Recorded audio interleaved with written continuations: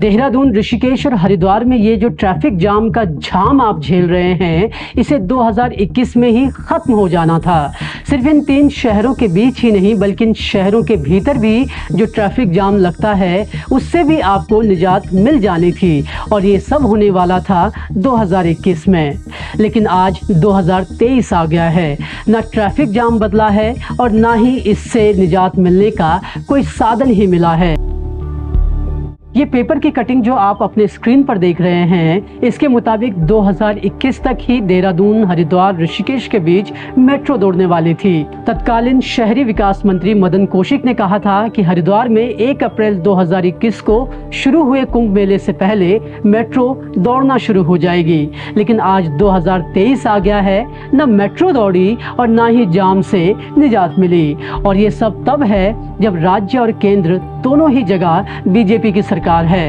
इस news report में हम आपको बता रहे हैं कि ये मेट्रो परियोजना आखिर है क्या, क्यों अब तक ये मेट्रो परियोजना बन नहीं पाई और कब तक इसके बनने की संभावना है, और साथ ही जब मेट्रो आएगी तो वो किन किन रूट्स पर चलने वाली है। ऋषिकेश, देहरादून और हरिद्वार में ट्रैफिक से निजात दिलाने के लिए यहाँ पर मेट्रो लाए जाने की योजना है।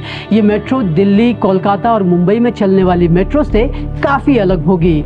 उत्तराखंड में चलने वाली मेट्रो कैसे और कितनी अलग होगी, इसकी भी हम आपको पूरी डिटेल देंगे। लेकिन फिलहाल ये जान लीजिए कि ऋषिकेश, देहरादून और हरिद्वार में मेट्रो चलाए जाने की योजना पर काफ़ी समय से काम चल रहा है। इस पर काम वैसे तो 2020 में ही शुरू हो जाना था, लेकिन आज तक काम शुरू नहीं हो पाया है। इसकी वजह भी आपको बताएंगे, लेकिन पहले जान लेते हैं कि कहां-कहां से ये मेट्रो प्रस्तावित है। उत्तराखंड मेट्रो का पूरा प्रोजेक्ट 2 लेन का होगा। इसमें करीब देहरादून में ही 25 स्टेशन बनाए जाएंगे। इस प्रोजेक्ट पर 1852 करोड़ रुपए का खर्च आएगा। इन दोनों लेन में से एक रूट 8.5 किलोमीटर का होगा तो दूसरा रूट 13.9 किलोमीटर का होगा। इसके साथ ही हरिद्वार, ऋषिकेश और नेपाली फार्म से देहरादून तक मेट्रो चलाए जाने की भी योजना है। देहरादून मेट्रो का जो पहला रूट है, जो 13.9 किलोमीटर का होगा, इस पर 15 स्टेशन बनाए जाएंगे। इन स्टेशनों में FRI, Ballupur, IMA blood bank और दून स्कूल समेत हाथीखाना चौक और रायपुर भी शामिल होंगे। इसी तरह दूसरी मेट्रो ISBT से घंटाघर वाले रूट पर चलेगी। 8.5 किलोमीटर के इस रूट पर ISBT, Sewla Kalan, ITI railway station, Ghantaghar समेत अन्य स्टेशन शामिल होंगे। इसके साथ ही हरिद्वार, ऋषिकेश और नेपाली फार्म से जो देहरादून तक की मेट्रो परियोजना है, उसका DPR तैयार है, लेकिन काम कब शुरू होगा वो अभी तय नहीं है। अब आपको बताते हैं कि देहरादून और ऋषिकेश, देहरादून हरिद्वार रूट पर चलाई जाने वाली मेट्रो आम मेट्रो से कैसे अलग होगी। जो मेट्रो देहरादून में चलेंगी उन्हें नियो मेट्रो या मेट्रो नियो कहा जाता है। मेट्रो नियो एक रेल गाइडेड सिस्टम है। इसमें रबड़ के टायर लगे होते हैं और इलेक्ट्रॉनिक कोच होते हैं। मेट्रो के छोटे वाले कोच में 90 यात्री सफर कर पाएंगे, वहीं बड़े वाले कोच में 120 के करीब यात्री सफर कर पाएंगे। नियो मेट्रो की तरह ही हरिद्वार में पॉड टैक्सी लाए जाने की भी योजना है। उत्तराखंड मेट्रो कॉरपोरेशन ने इसके लिए भी DPR तैयार कर लिया है। पॉड टैक्सी स्वचालित होगी और इससे हरिद्वार के बढ़ते ट्रैफिक से निजात मिलने की उम्मीद है। इस प्रोजेक्ट को 2026-27 तक पूरा किया कर लिए जाने का लक्ष्य रखा गया है। हालांकि ये तब तक होता है या नहीं, ये वक्त ही बताएगा।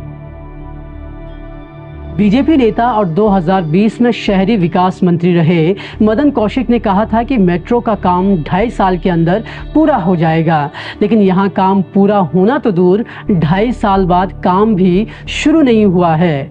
प्रोजेक्ट के लिए जमीन अधिग्रहण की प्रक्रिया लगभग पूरी कर ली गई है। राज्य सरकार की तरफ से तैयारी लगभग पूरी है, लेकिन अब फाइल केंद्र के पास अटकी पड़ी है। इकोनॉमिक टाइम्स ने उत्तराखंड मेट्रो रेल कॉरपोरेशन के पब्लिक रिलेशन अफसर के हवाले से बताया है कि उत्तराखंड मेट्रो रेल कॉरपोरेशन के DPR सौंपे 2.5 साल से ज्यादा हो गए हैं, लेकिन केंद्र की तरफ से इस पर अभी तक कोई फैसला नहीं लिया गया है। DPR बनाने के बाद भी किसी परियोजना में कई साल की देरी होती है तो DPR की प्रासंगिकता खत्म हो जाती है और इससे परियोजना की लागत कई गुना बढ़ जाती है। उत्तराखंड मेट्रो कॉरपोरेशन ने जानकारी दी कि पिछले साल मार्च से अगस्त के बीच 3 बार केंद्र की तरफ से कुछ सवाल उठाए गए थे, जिनके जवाब भी दिए गए हैं। देरी की एक वजह उत्तराखंड मेट्रो कॉरपोरेशन के एमडी जितेंद्र त्यागी भी गिनाते हैं। ईटी से बात करते हुए उन्होंने कहा, चूंकि नियो मेट्रो एक नई टेक्नोलॉजी है, इस वजह से शायद केंद्र इस असमंजस में है कि उसे इस मेट्रो को चलाना भी चाहिए या नहीं।